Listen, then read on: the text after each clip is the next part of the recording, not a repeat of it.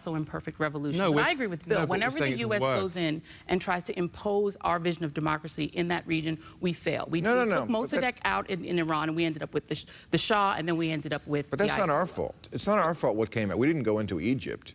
Well, we wound up with the Muslim Brotherhood. We didn't go into Egypt. We were supporting and propping up Mubarak for 30 years, even as we were cheering for all the Tahrir Square demonstrators as though we were on their side. It was our government that kept Mubarak in power, just like we've done across the entire Muslim world. And it's amazing for you to say that, well, look at all these Muslims. The minute you give them a little bit of freedom, they go wild and they start being all violent. How can you be a citizen of the United States, the country that has generated more violence and militarism in the world over the last 5 or 6 decades, and say, look at those people over there, they are incredibly violent?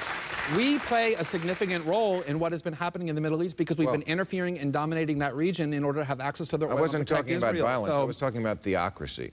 That doesn't happen here. No, well, okay, that doesn't happen here, but at the same time, Iran isn't invading lots of other countries and occupying them for a decade, nor are fundamentalist Muslim countries the way the United States is. So these things are interlinked because we are continuously interfering in that part of the world. And so to say... Really, it's all our fault? It's not all our fault, but when you send your military for 6 straight decades into other countries to bomb them, kill their children and women and innocent men, prop up dictators, yeah, you take responsibility for your actions and say, to the extent that that region... That religion goes back 1,000 years before our revolution, so I don't think we can take all the blame. I don't think we should. I think we should take a lot of it. And there's lots of bodies and corpses that have been piled up in the name of Christianity and Judaism as well.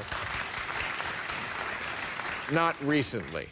Have you heard of the occupation of the West Bank and Gaza for the last 50 years, motivated in part by extremist views of Judaism, or the wars in Europe, or the fact that there were generals in the United States saying we have to go and invade and destroy Iraq, a country of 26 million people, because our God is bigger? Lots of religions, not just Islam, produce violence. Well, if I could just make one quick point about Egypt. That silly liberal view that all religions are alike, because it makes you feel good. No, it makes you feel good to say our side is better. Those people over there are primitive and violent. No, it makes you feel good to put a crown on your head and say, I'm a good person. How do I prove that? You get to ignore the responsibility that your own government has for the violence and instability in the world by saying, look, it's that primitive religion over there that's to blame. All right, it's time for our